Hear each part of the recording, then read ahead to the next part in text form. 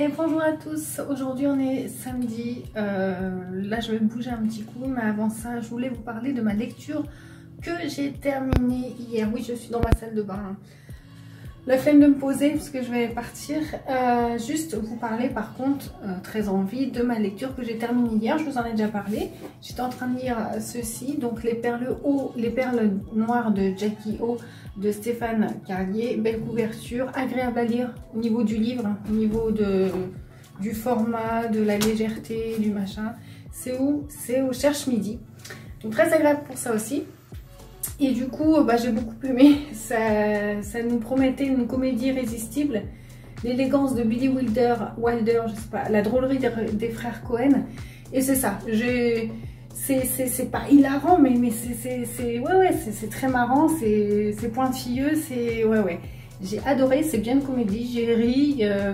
On parle de cette Gabi soixantenaire qui fait le ménage chez un milliardaire et qui apprend malencontreusement qu'il y a un coffre et qui va tenter de dérober l'argent qu'il y a dedans. Il y a une certaine somme et des péripéties vont s'en suivre. Et j'ai adoré. Ça se lit tout seul, ça fait 400 pages, ça se lit comme ça. C'est pas prise de tête, c'est une comédie, mais il y a des comédies ratées. Hein. Là, c'est vraiment léger, un ton vraiment léger. Sur une histoire, le fond n'est peut-être pas drôle, mais voilà, c'est une comédie. Il ne faut pas en faire tout un plat. Et j'ai adoré. Jackie O, c'est pour Jackie O Nassis. Hein. Voilà, c'est ça. Et parce que dans le coffre, il y a une somme d'argent. Il y a des lingots. Et il y a ce fameux collier ayant autrefois appartenu à Jackie Onassis. Voilà. Si vous voulez, je ne sais plus où j'avais eu ce livre. Il me semble que c'était chez Nose, mais il y a des mois de ça. Hein. Et si vous voulez découvrir une comédie complètement... les répliques, des fois, j'ai rigolé. Franchement, c'est pas lourd du tout. Hein, c'est pas lourd, c'est vraiment très bien foutu. Vas-y, allez-y. Lisez ce livre. J'ai vraiment beaucoup aimé. Le ton, l'histoire aussi, parce qu'il y a un certain suspense, il se passe des trucs. Non, c'était très bien. Alors, et puis les personnages sont malgré tout... Quand des comédies sont réussies comme ça me fait comme dans les Bourbon Kid, qui est quand même la saga Bourbon Kid, le livre sans nom, etc. C'est quand même plus glauque, plus noir. Mais reste que c'est une comédie. Et les personnages dans les comédies sont attachants. Si les comédies sont bien réussies, les personnages sont attachants. Voilà, et c'est tout le temps... c'est tout le temps décalé, c'est tout le temps, ils sont tout le temps à côté de la plaque. Non, franchement, j'ai bien aimé ce livre, j'ai vraiment adoré, j'ai passé un très très bon moment. Je le lisais le soir, parce que c'était une lecture justement légère, il n'y avait pas à se prendre la tête. J'ai adoré ce livre, voilà. Et puis avant d'arrêter la caméra, parce que là j'ai très mal au bras, je suis en extension. Je vais continuer, j'aimerais bien finir ce week-end Les Dents de la Mer, il n'est pas long, j'en avais lu 50 pages, donc il doit y avoir 250 pages, un peu moins. Donc ce week-end, j'aimerais bien terminer ça, et puis après je commencerai un autre livre. Puis je vous en ferai part. Allez, à tout de suite sûrement, pour vous.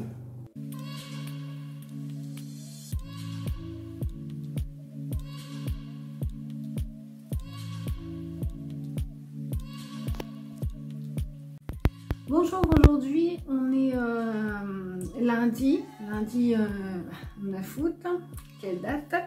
Donc, je viens vous parler parce que j'ai terminé Les Dents de la Mer hier de Peter Benchley. Alors, c'était un bon bouquin et j'ai adoré la fin. Voilà, c'était bien et la fin, comme ça. J'ai les 10 dernières pages et en fait la troisième partie est la plus intéressante. Alors pour ceux qui ont vu le film Jaws, Les Dents de la Mer de Steven Spielberg, pardon, c'est le roman qui a inspiré Spielberg, hein, et pas le contraire, c'est pas une novélisation, c'est le pur roman Les Dents de la Mer, parce que Monsieur Benchley, c'est marqué ici, il est pêcheur de requins, porte à ces animaux un intérêt fasciné, voilà, tout simplement. Donc il s'y connaît, donc, et faire un roman horrifique sur ça, c'est tout simplement génial. Alors oui, alors pour ceux qui ont vu le film, c'est semblable. C'est-à-dire que le film colle bien au bouquin. Les scènes, alors les scènes avec le monstre, avec le squale, avec ce requin, son grand requin blanc qui sème la terreur pas la plage, parce que ça voudrait dire que là, bon, dans la mer, dans l'océan de la petite station balnéaire d'Amity, elles sont impressionnantes ces scènes. Autant dans le film que dans le bouquin. Alors, là, je compare bêtement au film pour ceux qui n'auraient pas lu le bouquin, pour se faire une idée. Et à la limite, les scènes sont plus impressionnantes dans le bouquin. Par contre, elles collent bien dans le film, hein, bouquin. Mais à l'écriture, c'est encore plus impressionnant parce que l'auteur nous décrit les trucs, enfin les sensations, les mots ont plus de saveur, de sensations. Là, c'est vraiment ouf. Et ce que j'ai aimé, c'est vraiment ces scènes impressionnante quand il y a l'attaque du requin. Après, vous savez, attends, pas la mon chat, hein. Elle me miaule, elle s'ennuie, elle veut jouer avec elle, tu attends. Donc, mis à part dans le bouquin, en fait, il y a un peu plus que dans le film, il y a un peu plus de... Non, parce que dans le film, ça parle aussi. Il y a beaucoup de parlotte, il y a beaucoup de dialogue. Alors, on s'ennuie pas du tout, il fait 283 pages, ça va très vite, ça se lit très bien. Dans le livre, en fait, la différence, c'est qu'il y a un petit passage qui n'est pas dans le film et qui, Spielberg a bien fait de le bâcler parce que ça n'a rien à voir, enfin, ça n'entrave pas l'histoire, quoi, ça n'a rien à voir avec l'histoire. C'est un petit truc annexe avec la femme de Brody, donc Martin Brody, le chef local de la police, hein, qui va s'occuper d'éradiquer ce requin avec 2 autres personnes. Un certain Hooper. Hooper, je ne l'aime pas pour ceux qui ont lu le bouquin. Et ouais, le pauvre, non, je l'aime pas. Et puis un troisième, un pêcheur, donc. Et ouais, avec sa femme, il se passe quelque chose. Et puis, je m'en serais bien passée aussi. Donc voilà, mais voilà, c'est pas très long dans le bouquin. On parle plein aussi... alors voilà, là. Ah oui, il y a un passage, il y a un petit paragraphe. Peter Benchley a montré ça, ouais, on obligeait l'idiotie humaine, quoi. C'est-à-dire que ça commence à faire du bruit, qui est un requin qui sème un peu la terreur sur Amityville, où les gens ont l'habitude de venir se ressourcer tous les étés. C'est une habitude et il y a, enfin, déjà il y a eu une guerre entre Brody et les autorités locales. Elles voulaient garder les plages ouvertes pour le commerce, pour l'économie, etc. Brody, non. Vu le danger, le requin a déjà fait des siennes, des morts, non. Donc voilà, ouverte, fermée, les plages, voilà. Du coup, pendant un moment, quand Brody, les plages sont fermées, il y a un couple, une famille qui arrive sur la plage, comme ça. Et ils disent à Brody, alors la plage est déserte, mais ils disent à Brody, on veut voir le requin, je l'ai promis à mon fils de 12 ans, qui a un requin ici, et il veut le voir. Alors Brody dit, bah non, ce requin vous le verrez pas, et de toute façon vous n'allez pas à le voir, il tue, donc non. Il fait, mais l'homme le fait, mais j'ai promis à mon gamin qu'il verrait ce requin, il faut qu'on voit ce requin, c'est génial. Ah, voilà, de souligner ça, il le faut, même si c'est énervant, il le faut. Il y a toujours des gens qui transforment la réalité des faits divers en espèce des phénomènes de foire, quoi, voilà, de fêtes foraines, quoi. On n'est pas dans le carton-pâte. Le requin tue des gens, il a déjà fait des morts. Il y a des gens, non, c'est inhabituel, c'est un spectacle, donc on doit le voir. Enfin bref, il y a aussi un élément, alors ça c'est propre à la littérature américaine, pas que littérature, mais à la culture américaine, on voit aussi ça dans le cinéma. Il y a un personnage, voilà, qui amène l'élément religieux du truc. Voilà, pourquoi le requin est là? Il y a un personnage quand même qui dit, bah c'est Dieu qui l'envoie, c'est le karma, c'est tatati tatata. Mais Peter, alors je ne sais pas si c'est imposé là-bas aux États-Unis, je ne pense pas. Enfin, mais c'est vrai que la majorité, c'est comme ça. Il faut quand même qu'il y ait un élément qui parle de religion. On dirait que ça, sinon ça ne plairait pas, si on reste dans la rationalité du truc, ça ne plairait pas au public américain. Mais ce que j'ai aimé quand même, c'est que Peter Benchley n'a pas fait des caisses. C'est un petit personnage, voilà, qui donne sa patte, qui donne son avis, un petit coup comme ça, et puis voilà, on n'en parle plus. Il n'y a pas le débat religion, voilà, machin. Donc voilà, et puis donc on parle aussi donc des autorités locales qui eux pensent qu'à leur économie, leur commerce, malgré les morts qu'il y a, malgré qu'il faut fermer les plages. Brody veut fermer les plages. Il y a cette guerre entre, voilà, on s'en fout de ce qui se passe, nous on veut garder notre richesse, nos commerces, notre activité. Voilà, il y a ça aussi. Donc il y a à peu près tout est bien exploité. Et puis de toute façon, la fin, Peter Benchley montre bien que la fin, en fait, tourne vraiment, que ce bouquin veut parler du requin. Voilà. Ça reste un conte, je vais dire. Ça reste un roman horrifique, on est là-dessus. Voilà. Il boucle la boucle avec ça. Et les scènes avec le squale sont impressionnantes. C'est frisson garanti. Voilà. Donc, ça a été écrit. Je pense que le Spielberg est sorti en 75, il me semble. Ça a été écrit en 74. Donc voilà, un petit roman que j'avais chopé dans une boîte à livres 74. Et quand je l'ai pris dans la boîte à livres, je me suis dit, oh, encore une novélisation. Je ne savais pas que le film était tiré du bouquin. Et ce Peter Benchley, je ne savais pas que c'était en fait, c'est un auteur qui écrit beaucoup sur le monde aquatique, mais horrifique. Voilà, enfin, qui transforme ça en monstre horrifique. Donc, si je retrouve de lui, je prendrai.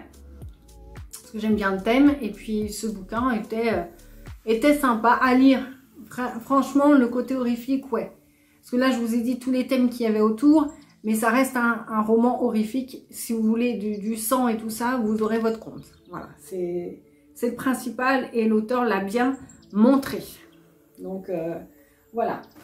Et puis, je voulais vous parler aussi de mes petites lectures en cours. Donc, que j'ai commencé hier soir, vite fait, comme ça. J'en ai pris 2. Donc, j'en ai lu un peu les premiers chapitres de chaque titre. Donc, j'ai commencé le Silmarillion de Tolkien. Voilà. Alors, c'est très spécial. Moi qui n'ai pas l'habitude de lire de la fantasy. Faut que je me concentre parce qu'il y a beaucoup de personnages. Là, et le premier chapitre...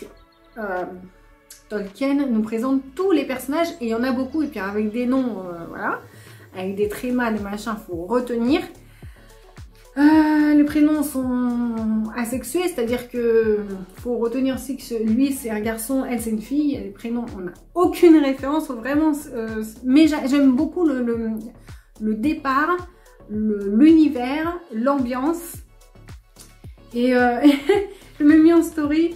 J'aimerais bien faire cet effet. Il y a un personnage, Vanna, donc elle est son épouse, donc de Melkor en l'occurrence, je pense. Enfin, je sais pas, non, oubliez. Parce que Melkor s'écrit dans la phrase d'avant, mais faut que je me mette bien dans la tête. Hein. Mais bon, Vanna et son épouse, la toujours jeune, la sœur cadette de Yavanna.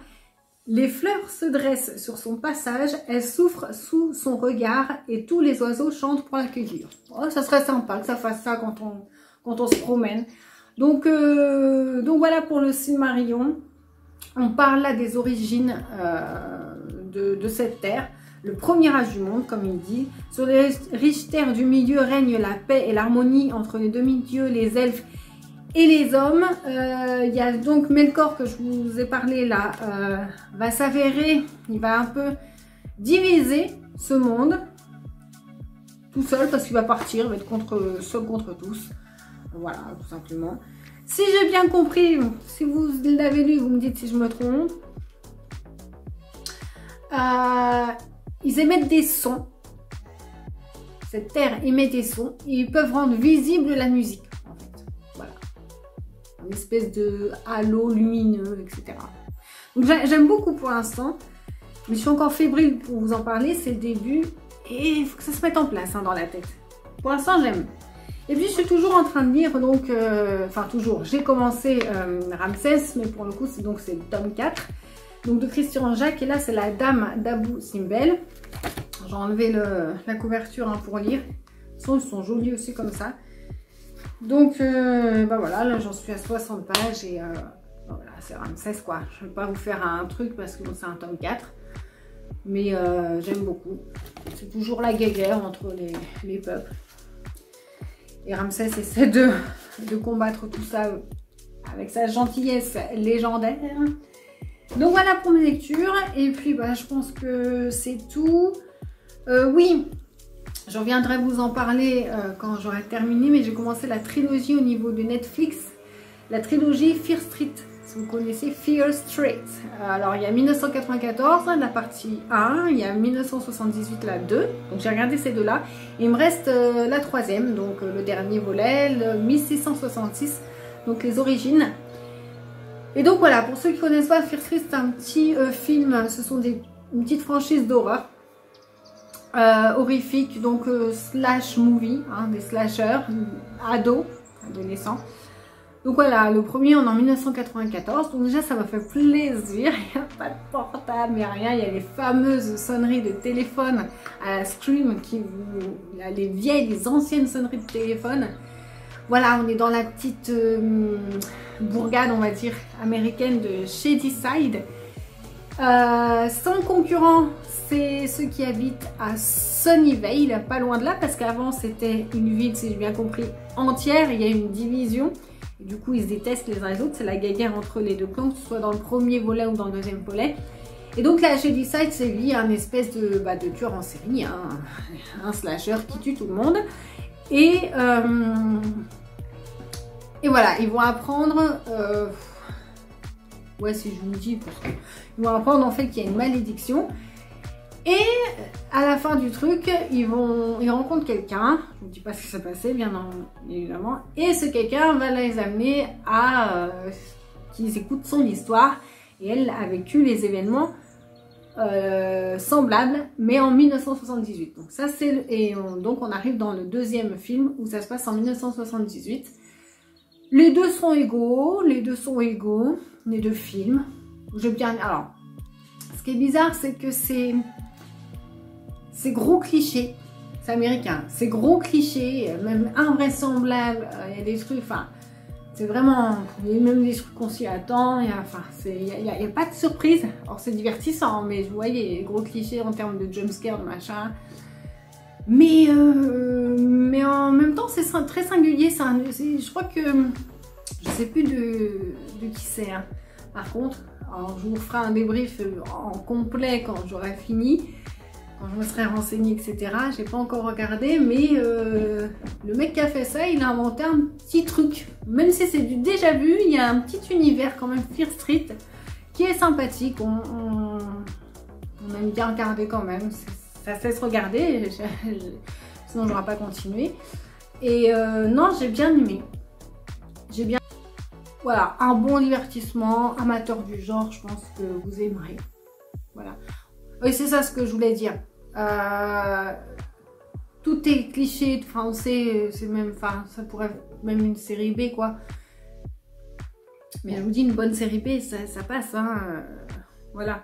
Après, ce que je voulais vous dire, c'est que j'ai vu, pourtant, je vous dis, tout est gros, mais j'ai vu des films dernièrement d'horreur, de thriller psychologique, enfin voilà, des bouses totales. Ils ont essayé d'innover et ça marche pas. Donc là, voilà, c'est des classiques, des machins, mais ça marche, ça pète dans tous les sens, c'est jeune, c'est machin.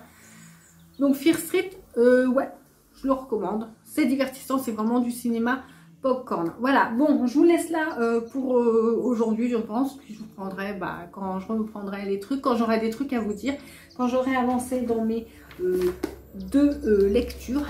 Et puis, voilà.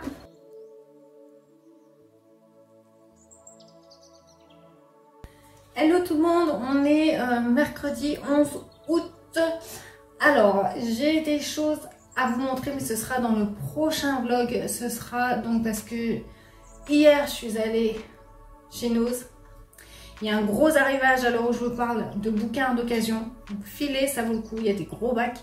J'ai fait quelques petites emplettes et aujourd'hui, avec ma mère, je suis allée faire un tour chez Emmaüs. Alors c'est tout ou rien, oui, tout regroupé. Mais ça va faire trop long pour ce vlog. Je reviens vous parler pour clôturer ce vlog. Mais voilà, je vous proposerai ça, Nose et Emmaüs et mes achats dans le vlog prochain. Je sais que c'est pas très chronologique du coup, mais je suis obligée de venir aujourd'hui pour clôturer le vlog, ce vlog-ci. Et en même temps, je vais vous parler de mes lectures en cours. Enfin, vous parler, j'ai pas terminé, vous dire, vous faire un point quoi. Donc le Silmarillion, il me reste à peu près 70 pages, par là 80. J'aime beaucoup. Alors c'est compliqué comme je l'avais dit, les noms, les prénoms, qui fait quoi, qui habite où dans cette terre du milieu. Il y en a qui migrent à l'est, il y en a qui migrent à l'ouest. Mais bon, j'adore l'univers. Donc j'adore l'univers. En fait, c'est tout simplement, je pense, une espèce d'origine du monde selon Tolkien, avec des elfes, des orques, etc. Et des humains, tout ça mélangé, mais j'aime beaucoup ce monde. Je vous en reparlerai une fois fini, donc certainement dans le prochain vlog où je sais pas combien de temps ça va prendre le montage pour faire Nose et Emmaüs, mais il n'y a pas, je pense pas que ça va prendre une vidéo parce que mes vlogs font entre 20, j'aime bien qu'ils fassent 20 minutes, voire 30 minutes, pas plus. Donc dans le prochain vlog lecture, je vous en parlerai. Je pense que j'aurai terminé donc demain. Donc ce sera bon. De toute façon, il y a un tome 2. Donc je ne pourrais pas trop m'avancer non plus. On verra. Hein. Et puis là, j'en suis, vous ne voyez pas parce qu'il y a un marque-page ici. Bah voilà, on voit à peu près à la moitié. Donc Ramsès numéro 4. Donc le tome 4 de Christian Jacques, la dame d'Abou Simbel. Voilà, bah, j'aime toujours autant. Voilà, ça avance très bien. C'est vrai que hier, j'ai enchaîné sur Silmarillion. J'étais à fond dans le monde. J'adore le monde, faut le dire. J'ai pas lu Seigneur des Anneaux, hein, mais du coup, je pense que je vais le faire après ça. Et puis ça, j'aime toujours, hein, l'Égypte, des histoires de saga familiale, finalement. Les méchants, les gentils, et voilà. Donc, on va se retrouver dans le vlog prochain. Je vais m'arrêter là. Et puis bah voilà, n'hésitez pas à vous abonner et à liker ce genre de vidéos. Et puis je vous dis donc à bientôt.